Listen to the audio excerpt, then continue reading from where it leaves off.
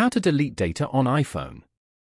To get started, first of all go ahead and open up the Settings application on your phone.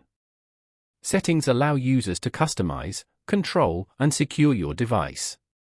Once you're here, scroll down until you find the General option and tap on it. Inside the General menu, scroll down and tap on Transfer or Reset iPhone. Now, go to the bottom and tap on Erase all content and settings. This action signs you out of your Apple account and removes personal data, so the iPhone can be safely traded or given away. All your apps, data, Apple account, and the Find My activation lock will be removed. Tap on Continue at the bottom to proceed to remove all data. Following these steps, you can easily delete data on an iPhone. Thank you for watching.